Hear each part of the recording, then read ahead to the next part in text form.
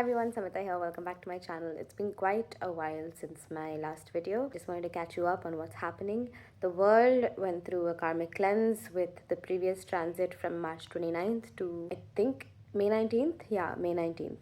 And my previous video was about that. Right now, according to a lot of astrologers and a lot of changes and shifts in the world, from 2020 till 2032, there has been talk of a karmic shift, as in a collective shift towards dharma, a collective shift towards knowing what's important, and valuing what's important, and giving weight to human nature that's beyond greed, beyond jealousy, beyond suffering, turmoil, crime, violence. All of these things have taken front stage, center stage. The news is terrifying to wake up to. Day after day, we hear such horrid things. Human beings are dealing with a time where crime is prevalent, people choose feeding their egos over allowing for compassion to flow through, and all of this is because of the collective consciousness being so low prana driven and not high prana driven. So there is a need for spiritual upliftment so that people can return to their true nature of joy, love, and belonging. And this is not just some hunky dory spiritually high talk. This is the need of the hour, because whatever's happening in the world, be it crime, be it natural calamity, it is nature's way of telling us that we are not living in alignment with our potential for peace, for harmony, for higher knowledge and wisdom above petty nonsense that I think society has way too much of in every society you go. There is femicide in South America, racism in America. India has its own issues. Everywhere you go in the world, there is something happening that's a result of collective low consciousness, and nature is retaliating with natural calamities, astrological placements right now, also. Mars being in an Angarak yoga. We thought we were done with a difficult placement after May 19th, but June, July has its own set of plans for the collective consciousness. I do say that individual charts are different in 2025. Based on your chart, where you are, what you're doing, you can see things being better than 2024. Because for me personally, mental health wise, 2025 has been way, way, way more kinder than 2024. I don't want to jinx it, but at the same time, I know that life is always going to be up and down. But collectively, as a planet, I think there's a lot of turmoil in store, and we're seeing it in the form of natural calamities, accidents, disasters, war. Like so many people threatening to start nuclear war, so many countries.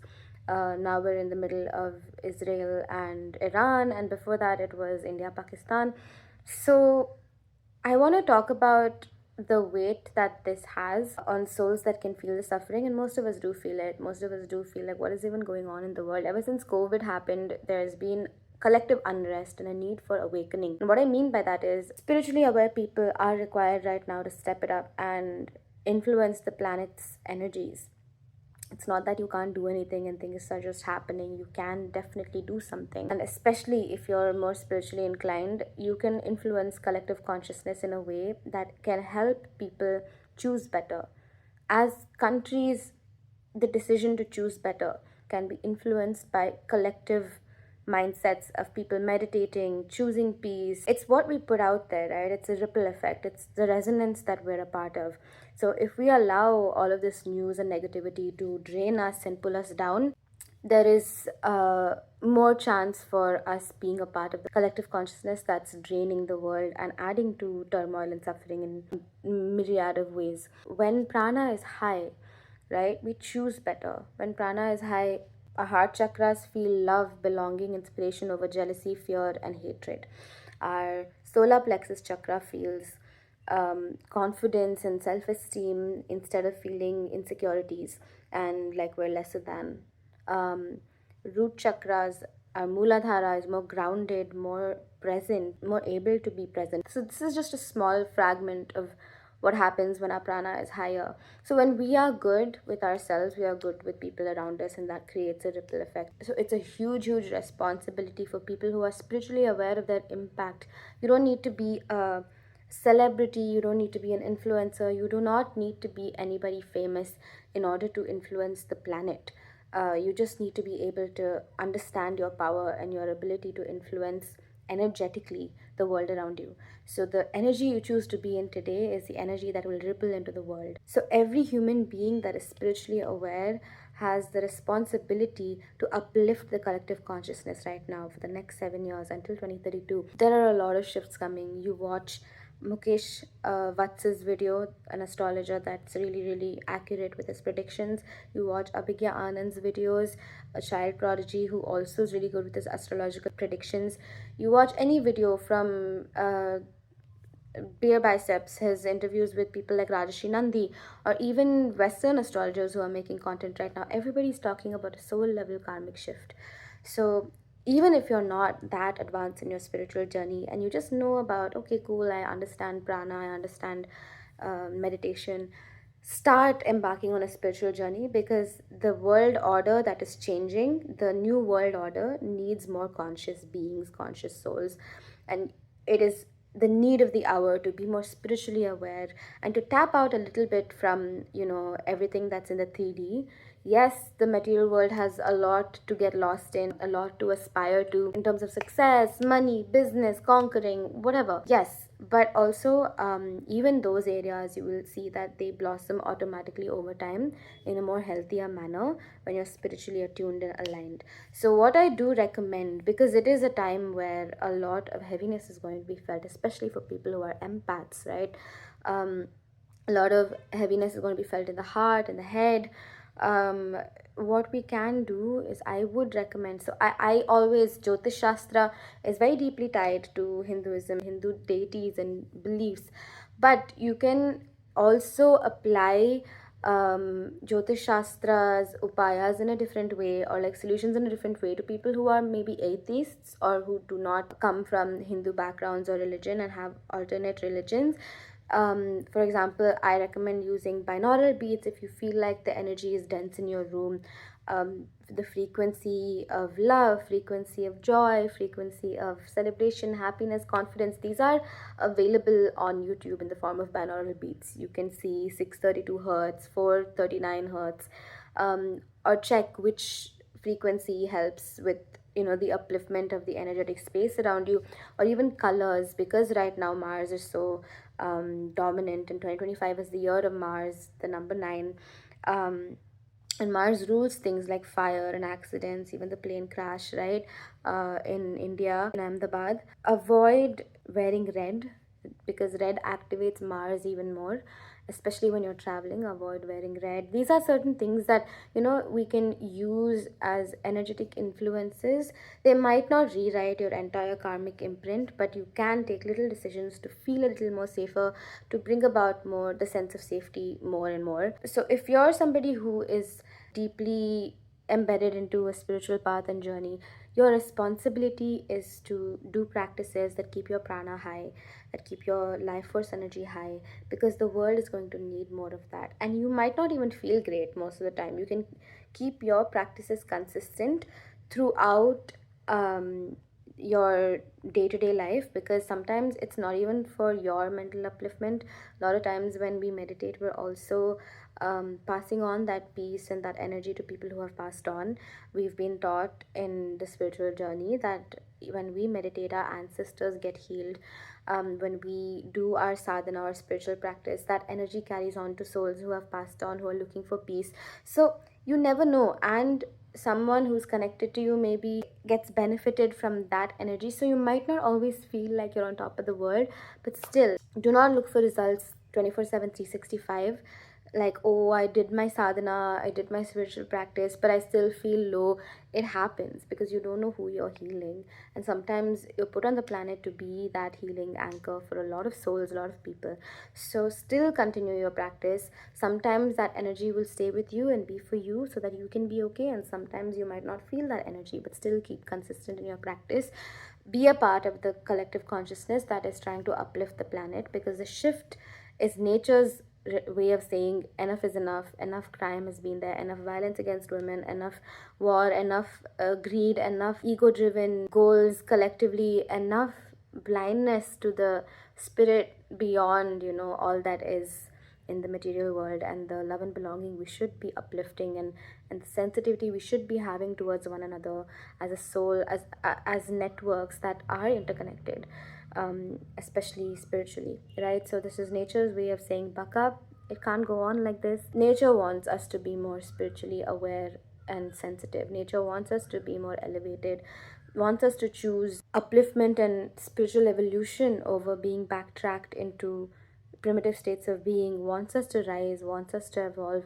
So it is a time where we make a choice to be a part of that revolution, where we're helping people rise to more higher states of being and elevated levels of consciousness, and choose better for ourselves as individuals, as families, as societies, right? So I would say during these next 7 years, try and see if you can let go of substances. Huge, huge, huge shortcut to keeping your prana more higher, right? I think a lot of us know that there is this collective culture of alcoholism.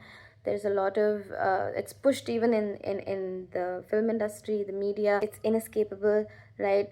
Also, it's associated to celebration, even things like substances, weed, associated to leisure, comfort. I think it's the stupidest thing, legalizing marijuana. Stupid, because it's not a substance that supports your collective spiritual evolution. It is something that allows you to escape from your conscious self and your mind. In order to be in your true nature, you're going to have to face the mind, overcome the mind, and be in a state of presence and bliss, and as the watcher of the mind, and not one with the ups and downs that come with the mind being influenced by collective negative energy and low prana. I know I'm going on and on, but it's flowing, and whoever this touches and reaches, a lot of instant karma will be delivered in this time, right? Usually it takes lifetimes for people to get the fruits of their labor, or lifetimes for people to face the consequence of something they've done in a different lifetime. But during this time, you will see, because it's like Kal Bhairav dominant, that's what they're saying, like right now, because there's so much mass destruction. Deities like Kal Bhairav, Kali, Ma Kali, these are energies that are more present and prevalent, because when there's intense destruction, salvation is through these deities who know how to alchemize destruction into spiritual evolution and upliftment and collective karmic clearance. So I would say that a lot of karmic ties will start getting dissolved, and karma will start being delivered. Things that you've done in this lifetime may just come back to you. So keep your karma shuddhi, like keep your actions clean, keep your intentions clean. Try to check yourself, try to check your values. Are you choosing the right things? Are you choosing the negative things? Are you choosing positive self talk about others, or are you talking negatively about people? Check yourselves, check what your habits are doing, because each of these things ultimately contribute to your collective consciousness. What is the content that you're feeding yourself? Are you consuming violent content? Are you watching too many murder mysteries? Or are you consuming content that allows your mind to feel like it's at peace and it's breathing and it's safe, right? So watch everything, because everything you do contributes to your level of prana, and it's up to you what part of the world you want to be. You want to be a part of the collective consciousness that's being drained and being pulled down, or do you want to be a part of the consciousness, collective consciousness that's uplifting the world right now? Because it's very easy to get sucked into negativity and not realize the impact that you have in your mind and what it dwells and has on the people that you love, on the planet itself. So I think it's time that we all awaken to that responsibility that we have. So again, if you are somebody who is on the spiritual path, keep your practices high, keep your prana high as much as possible. Yes, it will get drained here and there, but try to keep coming back to having a higher collective consciousness, because with what the world is going through right now, there is a huge requirement for collective awakening. And those are the people that will be safe, because nature is trying to retain dharma, nature is trying to retain purity of thought, action, and cleanliness in the mind. What humankind has become today, we are not proud of it, and nature isn't happy with it, so it needs to shift. So this is what you can do to be a part of the collective shift. Yeah, so coming back, avoid substances as much as possible, eat clean as much as possible, keep your habits clean. This is not me trying to be like, hey, be disciplined, control everything. don't have fun. No, this is me saying maybe take a step back and reassess your life and how you're leading it and what it's contributing to. What kind of mindset do you have? What kind of things do you dwell in? What kind of practices uplift you and what kind of practices drain you? Are you running from yourself? Are you trying to go deeper into yourself or connect to yourself? Because deep self connection ultimately allows you to belong wholeheartedly to other people instead of resort and revert to judgment and just general negative energy. So yeah, that was a lot. That's it for today's video. I just wanted to come here and talk about the times, and I will continue to make more content. I have also have a new phone, and I'll be back on this channel regularly as soon as possible.